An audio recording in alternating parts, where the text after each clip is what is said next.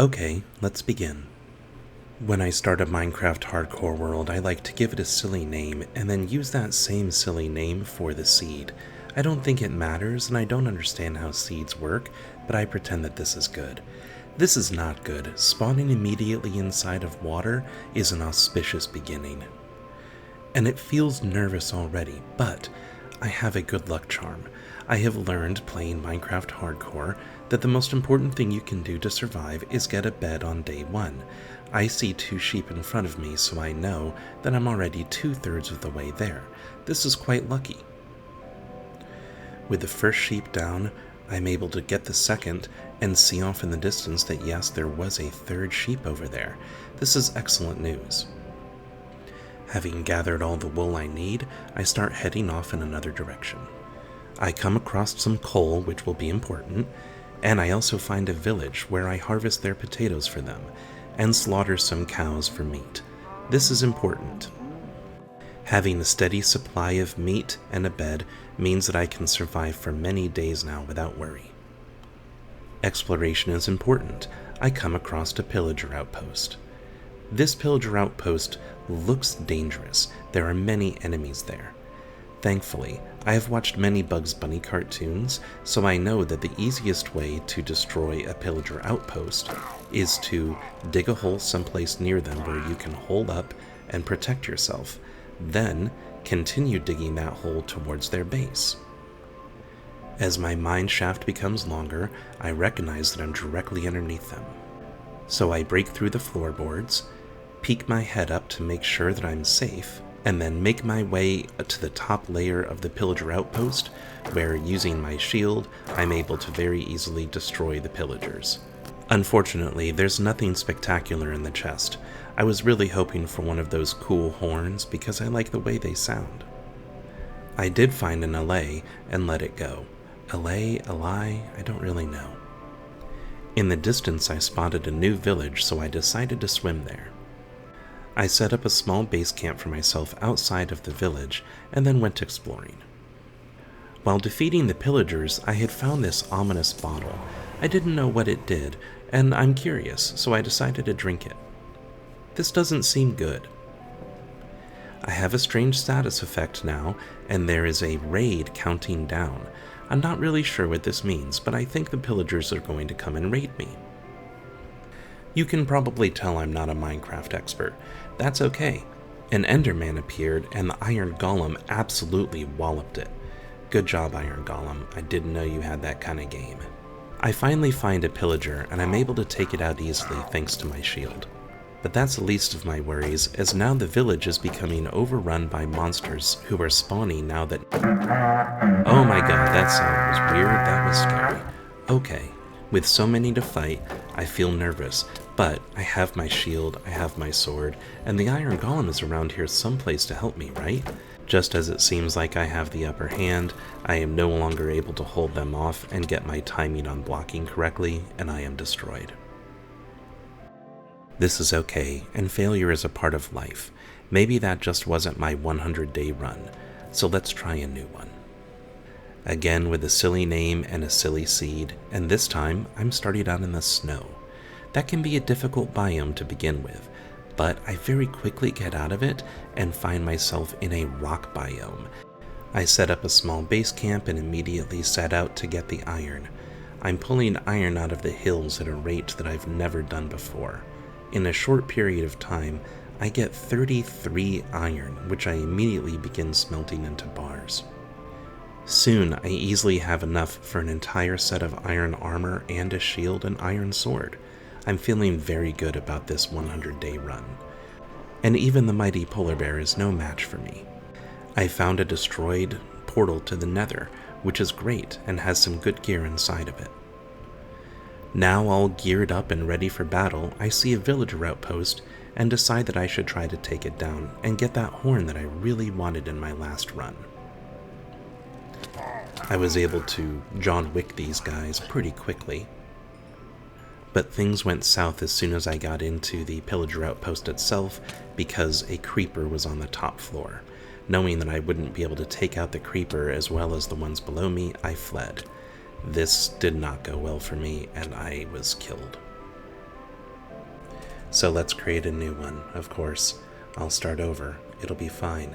I can just continue to try. I'll pull up some coal. This will help me to be able to cook the meat, and also to smelt any iron that I'm able to find. This will be successful. Look, I even found another portal, and some good gear inside of it. This will go well for me. I'm trapped in my home. I am being attacked. I am almost dead. They are all around me. I'm trying my hardest. I am killed. I'm going to start again. I'm going to create another world. This one will work this time. I will be successful here. I will do a good job. I'm going to do a 100-day run. That's what all the popular YouTubers are doing. I'm going to be able to succeed at this because I should succeed at this. I should be good enough to do this. I've done this so many times. I should be good enough. I see a village in the distance. A village and a pillager outpost. I know what I have to do. I'm just going to continue on. Night has fallen. There are monsters for me to fight. The creeper does a good job of destroying them for me, and I know that everything is going to be okay because I have found this village. I've done what I've done every other time, created a small hovel for myself right outside of town. Unfortunately, I made a mistake, and I left my furnace above.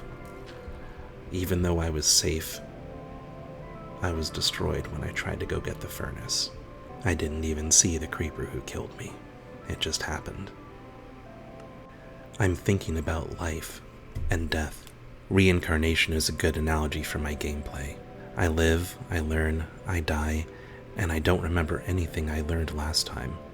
Did my soul grow? Maybe. Did my skill or my knowledge?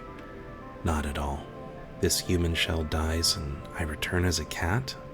I don't know how to be a cat. These skills won't transfer. I'm thinking about life.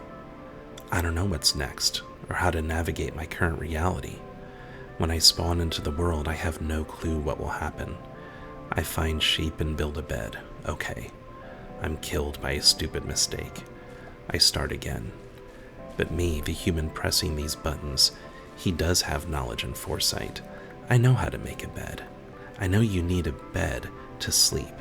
I know you need to sleep to skip past the monsters at night. I know you need to skip past the monsters because otherwise you'll die. I know this. My avatar in the game knows what I know, so we both know it. And so I'm learning. Even though I live, I learn, I die. I'm thinking about simulation theory. I'm controlling my avatar in this world armed with real knowledge that will help it succeed. It knows nothing unless I know it first. But that isn't true, is it? My recipe book shows me there are things I can build that I, the human, don't know how to build. I don't even know what some of this does. I've never brewed a potion in Minecraft, but my avatar knows how to make a brewing stand and the correct formula to brew whatever comes out of it. How does my avatar know what I don't know? If I, the human, am also an avatar of a simulated reality running an experiment, is that how I know things I should know? Like my innate sense of good or evil, or that I think rotten eggs smell bad? Is this programmed into me by my programmer? I'm thinking about God. Did God form this husk, this human waste that my brain inhabits, with full omniscient knowledge of everything I'd eventually do in my life?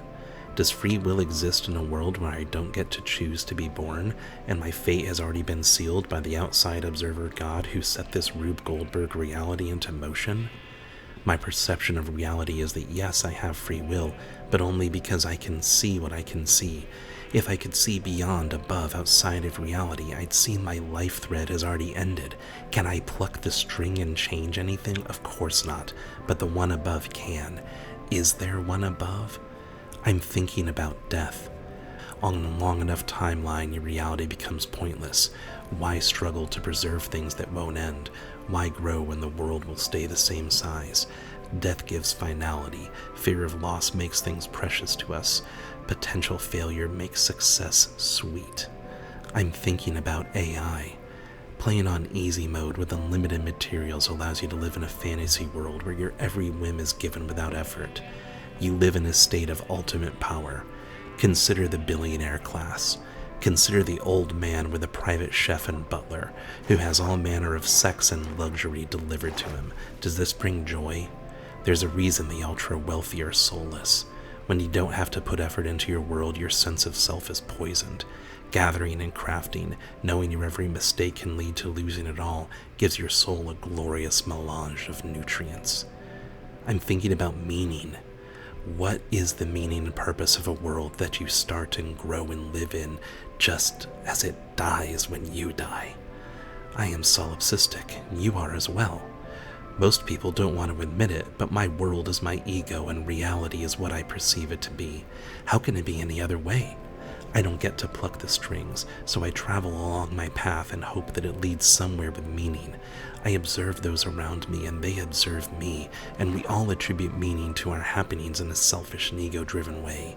Even my desire to make the world a better place, to grow the place I was spawned into, is selfish and driven by my own ego. I want to be remembered. I want someone to look at that tree and say, yes, my grandfather planted that. I'll continue to live beyond my wood and dirt tomb. The world will keep going and remember. I'm thinking about Sisyphus. I'm pushing this boulder up a hill. I roll it up, it rolls down, I roll it up again. I live, I die, I live again. Witness me because I don't witness myself. Why must one imagine Sisyphus happy? That's the wrong question. Instead, wonder why one must observe Sisyphus. Why do we have to imagine him rolling the boulder up the hill? Why do we have to imagine his emotional state as the rock tumbles down? What meaning does that give? The meaning is an observation. Sisyphus will roll the boulder for eternity, long after I'm gone. Sisyphus will keep going and remember the ones who watched him struggle. I'm thinking about struggle. Birth, growth, progress, calamity, death, end. Everyone dies. Everybody lives. I die and I live and you witness me. You observe me. You watch my struggle like I watch yours. Is this meaning? Is this life? We all watch each other fight and tear and hope and struggle to have moments of joy, however brief. Is this why I take a break in the midst of my endless struggle to put food on my table and keep this shell going one more day, to pick up a game controller and instead struggle in this other world? My struggle is all-consuming, so I create a new avatar to struggle, and I let it eat my sins, giving me some relief. I think about things. I think about stuff. I think about so many things. I grow so tired of thought. I think about how tired I am of thinking. Imagine Sisyphus happy. Imagine my struggle. Imagine my avatar mining and crafting. Imagine my maker plucking the strings. Imagine me before I live and after I die. Imagine a meaning. If a tree falls in the woods and nobody hears it, what sound? If the life is lived and nobody cares for it, what sound does it? If I play this game and my world is deleted, what meaning? If I make this video and nobody watches it, if Sisyphus rolls the boulder up, if I see you, what does? If